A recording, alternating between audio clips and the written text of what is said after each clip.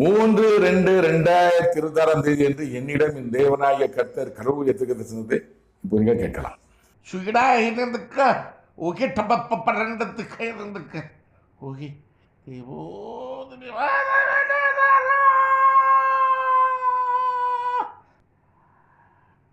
வாரிசு அரசியலை நடத்தி கொண்டிருக்கிறவர், வாரிசு அரசியலை விட்டு விலகி வாரிசு அரசியலை நடத்தி கொண்டிருக்கிறவர், பணம் போன்றே பிரதானது அவனுக்கு, பணம் போன்றே பிரதானது அவனுக்கு விரோதமாகவே நான் என் கருத்தை நீட்டுக் கொண்டிருக்கிறேன்.